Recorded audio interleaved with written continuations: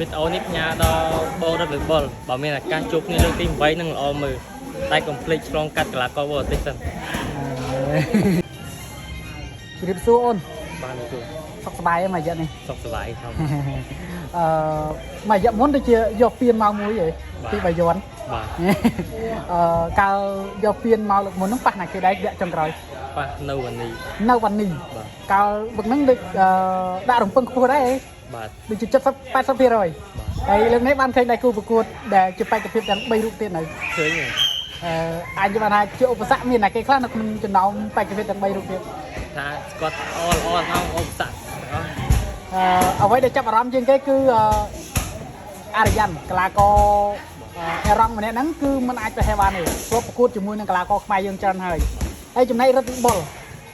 ចំណែករត់វិបុលវាធ្លាប់ប៉ះគ្នាប៉ុន្មានដងហើយធ្លាប់ប៉ះគាត់7 ដង7 ដងហើយជោគជាំអីចឹងបាទ7 ដងហ្នឹងប្រមាណឈ្នះប្រមាណចាញ់ប្រមាណអីដែរអាចរៀបរាប់បានទេខ្ញុំឈ្នះ3ចាញ់4បាទហើយ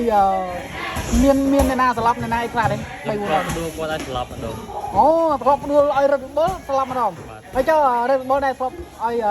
ឆ្លងស្លាប់ដែរអត់ទេធ្លាប់ចាញ់តែបន្ទុកធ្លាប់ចាញ់តែបន្ទុកទេអញ្ចឹងអត់អីអញនិយាយគ្នាបានព្រោះថាយើងចាញ់ច្រើនជាងប៉ុន្តែយើងមាន credit ដួលឲ្យគាត់ស្លាប់ម្ដងដែរសម្រាប់ការប្រកួតដដើមទៀនសប្តាហ៍នេះដាក់រំពឹងប្រមាណភាគរយដែរពឹង60%ហើយការฝึกហាត់បានពេញលេញដែរទេពេញ2អាទិត្យទេ2អាទិត្យទេលើកនេះអាចយកពៀនមកក្រុមអាសាទៀតទេតាមមើលហែលសម្រាប់រត់វិបុលអូនធ្លាប់ប្រកួតជាមួយគាត់ច្រើនដងគាត់ល្អអីគេដែរគាត់ល្អចាប់ហើយនឹងដើរចូលល្អចាប់ហើយនឹងនេះដែរចូលសម្រាប់លើកនេះបានត្រៀមខ្លួនបានដែរយើងបាក់សិតថាខ្លំដែរទេព្រោះថានៅក្នុងហ្នឹងហើយយើងក៏មិនអន់ដែរគាត់ឈ្នះធ្វើបានទៀនមកថ្មីដែរសម្រាប់ការប្រកួតនៅចុងសប្តាហ៍នេះមានពីពេជ្រអីប្រាថ្នាពុកម៉ែបងប្អូននៅទៅចូលរួមទស្សនាបានច្រើនកកទេនៅស្ថានីយ៍បាយ័នស្ទឹងមានជ័យ